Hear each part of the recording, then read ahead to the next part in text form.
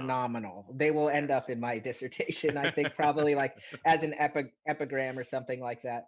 But just so like it's complicated, and surfers, like, we have a very complicated relationship to our own practice. And the thing that I was going to say is that, like, capitalism gets in our way a lot, where we're on a variety of levels, and that's not just surfers, right? That capitalism is getting in our way a lot as a species.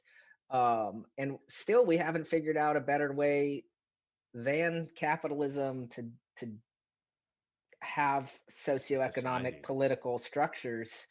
And we've had very bad examples of what alternative governing economic patterns look like.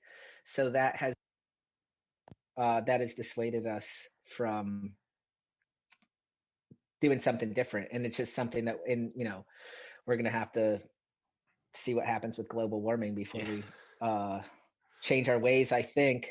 But that's to say that, like, a lot of the, like, surfing sells this myth of its freedom and its accessibility, and it's just get aboard, and it's been selling that in magazines. It's sold, you and I, the story of Jack London, Alexander Hume Ford being the modern developers of surfing. The ones that actually, like, resurrected surfing, the saviors of surfing. They also created a template of an archetype of a surfer that we are still living with. That is so kind of wrong in so many ways. The machismo, I'm the man and I surf big waves, and this kind of like machismo that we see over and over in different characters over the years.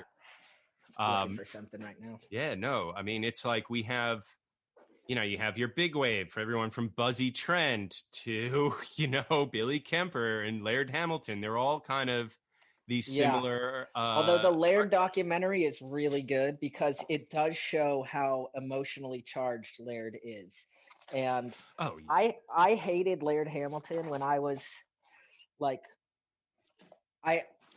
it's like kind of the same thing where I also didn't like Sinead O'Connor for a different reason, but like basically the way that the media positioned Laird and Sinead again differently. I was like, I don't like that, because they were just like bastardized in the media. And then now I love Sinead O'Connor. She's like one of my favorite musicians, and I feel really bad for her mental health and the stuff that's been going on with that. But Laird had a hard time growing up too, and he always had a chip on his shoulder. And when you saw like the backstory, shit out of as a kid, when I saw the backstory, I was like, oh man, okay. And then I was like, now I kind of like Laird, although he still does a lot of cheesy stuff that I'm not that into. But I don't know. He's always been nice adjacent. To have the backstory. He's always been adjacent to surf culture, I feel like. There's, when he started towing surfing, it was like he was running alongside surf culture, but not in it. And get your headset all set. Yeah, I'm just charging here. Yeah, but he never was fully accepted by surf culture. And so the surf mags always kind of like kept him at arm's length. And so I think that had an effect on all of us growing up. And he had this appeal, this mainstream appeal, which I think maybe the surf industry kind of resented or just felt that it wasn't fully representative of what they thought surf culture was. Yeah. But fuck, no, Laird's, oh my God, dude, there's so much to thank him for. And the heartaches and hardships he had to overcome as a kid.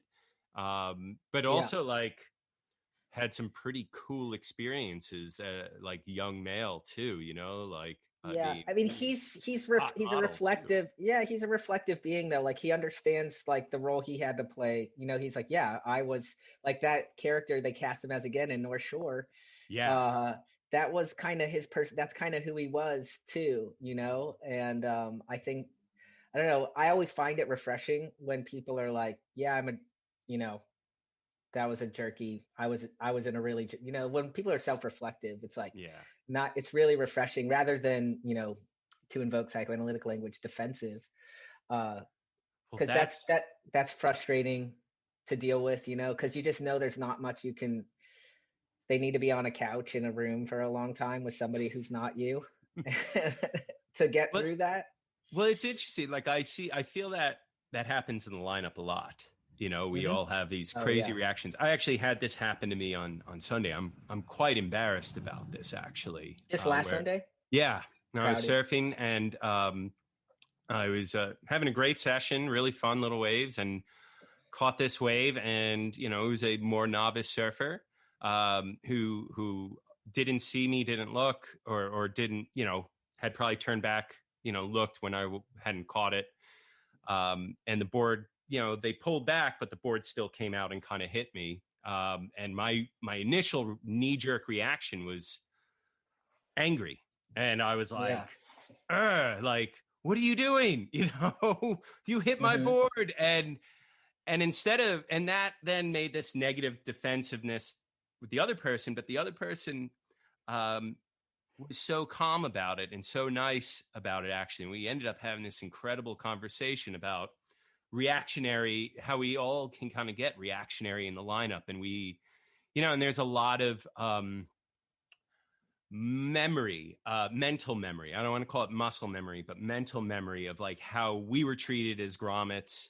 And if we snap at someone in the lineup now, we are, you know, we're like, well, I didn't beat the shit out of you like when I was a kid, or I didn't treat you like this. I just snapped at you. You know, you should be grateful. You know, that's the attitude, but maybe that's wrong also. And maybe the better way to teach someone is to be less defensive or less reactionary.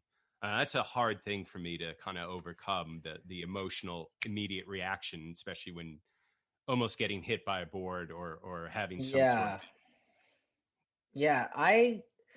Because I'm coaching so much, I'm like always trying to surf away from people. So we're always trying to find peaks. And one of my methods is to like teach my clients to paddle away, and I keep them away from crowded peaks and teach them to identify. And then as soon as, like, you know, I've had this problem my whole life, but basically people misunderstand a lineup that because like I'm somewhere that's where the wave is, and then they'll paddle out to where I'm sitting, and then I'll just like paddle down the beach.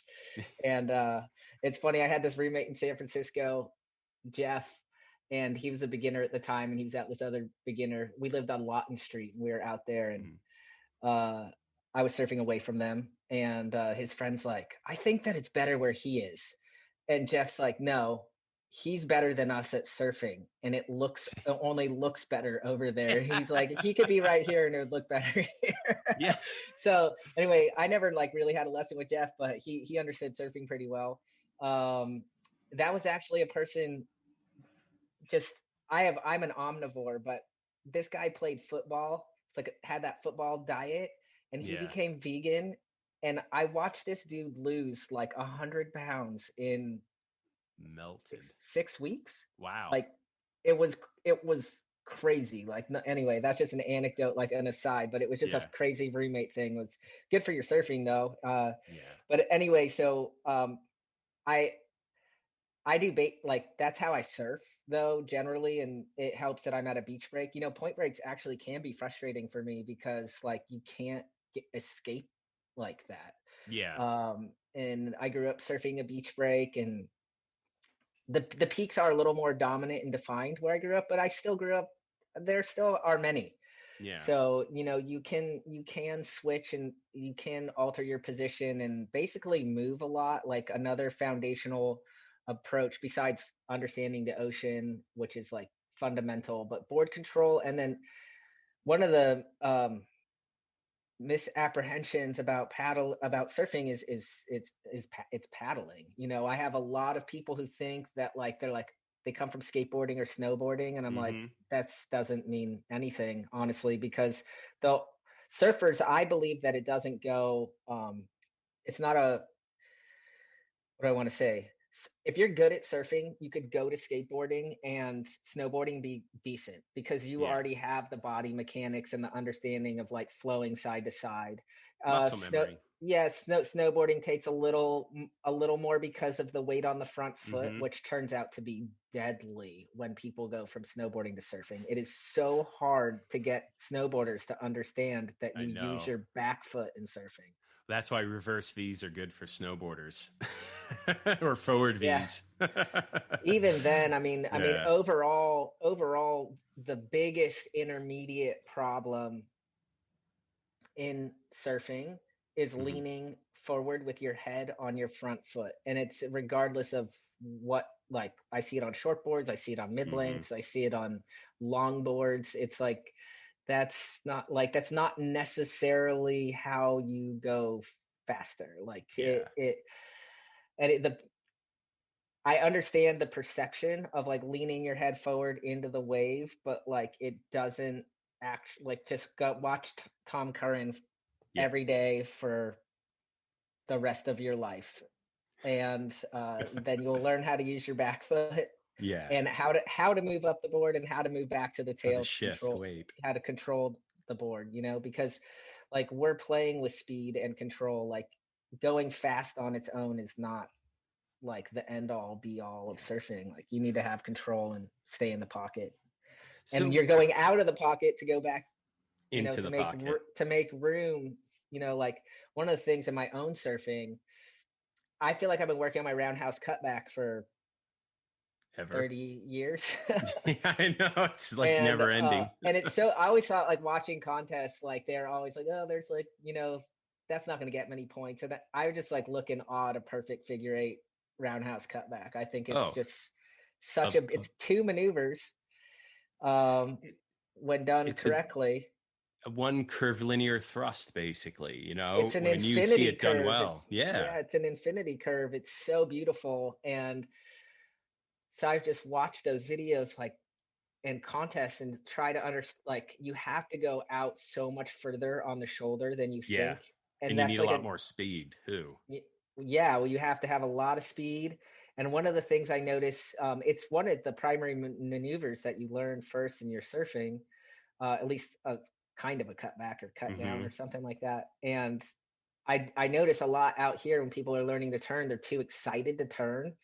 And Mm-hmm. one of the things I've learned so much from watching, I love watching pro surfers, for lack of a Yeah. better word, like Yeah. whether they're paid or not, whether they're quote unquote free or contest surfers. I do like, I think Nick Carroll in this last article about that pipeline contest that happened, Yeah.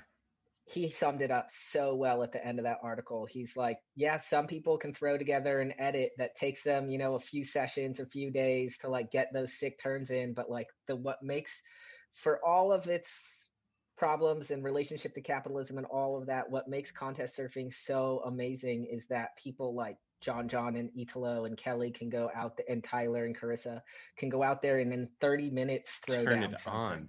And Yeah. like amazing. They can perform on cue, which Yeah. is, that's a skill. That's a crazy skill. It's a crazy skill. Now, So anyway, yeah, the thing I was going to say is they're really patient. yeah. They're waiting. That's why I always want my students to be watching the pro surf contest, because I'm like, look, guys, I wish everybody in Rockaway, they're not going for every wave, and they have the whole lineup to themselves. Yeah. They're waiting for the good ones. Well, And the whole sometimes priority it depends on system if is you have helpful. priority, right? Like Yeah, if you're under priority, you're hustling a bit more. It frees you up to go look for waves, but you're still being selective. Like you're not just catching any damn thing. They're not going on closeouts unless it's to pull into the tube and like maybe make it out, or the last 2 minutes and they need a Hail Mary. Exactly. But they are discerning, and the one thing though I wanted to say about John surfing is that it's so radical, right? But he waits so much. And the other thing I noted, it really helped me. Excuse me. I watched that video. I don't know. I can't remember something. It's like 5 years ago. And I noticed how his little, his like little cut downs were through so much spray, and he was exerting so little effort, and I actually added that into my own surfing and noticed a major difference. It's all how he torques his body and uses the mechanics. It's not that he has a lot of force. It's he keeps that back arm low